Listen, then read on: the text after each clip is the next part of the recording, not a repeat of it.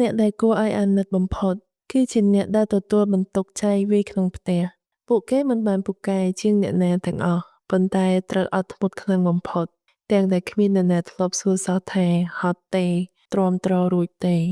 1អ្នកដែលត្រូវទទួលចំណាយចែកវាយក្នុងផ្ទះគ្មានពេលបានសម្រាប់ពិតប្រាកដឡើយត្រូវគិតរាល់ថ្ងៃថាតើត្រូវធ្វើដូចម្តេចដើម្បីឲ្យអ្នកផ្ទះបានរស់ស្រួលទោះបីជាហត់យ៉ាងណាក៏គ្មានសិទ្ធិរអ៊ូរទាំមានជំរឿសឲ្យឈប់2ពួកគេមិនដែលនិយាយថាហត់តែក្នុងចិត្តប្រហែលជាអង្គុយយំរាល់យប់មើលពីខាងក្រៅហាក់ដូចជារឹងមាំតែតាមពិតទៅពួកគេទាំងនោះគ្រាន់តែត្រូវការឲ្យអ្នកណាម្នាក់យល់ចិត្ត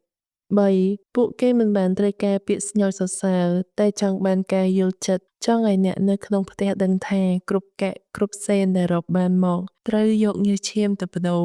4ពួកគេមិនចង់ធ្វើជាជំហរសម្រាប់យោងគ្រួសាររហូតនោះទេគ្រាន់តែចង់មានថ្ងៃខ្លះអាចសម្រាកបានខ្លះមិនចាំបាច់ទៅធ្វើអ្វីទាំងអស់និងសូមតែមាននរណាម្នាក់ជួយសម្រាលបន្ទុកចាំលើកទឹកចិត្តតែប៉ុណ្ណឹងគ្រប់គ្រាន់ហើយថែមទាំងអាចធ្វើឲ្យពួកគេមានកម្លាំងចិត្តចាប់ផ្ដើមក្រោកឈរសារជាថ្មីម្ដងទៀត5សូមកុំធ្វើឲ្យពួកគេអស់សង្ឃឹមមុនពេលដែលអ្នកឃើញតម្លៃរបស់អ្នកទាំងនោះព្រោះអ្នកដែលមើលទៅដូចរឹងមាំបំផុតនិងកំពុងអស់កម្លាំងចិត្តចង់ដួលដោយគ្មាននរណាចាប់អារម្មណ៍ឡើយ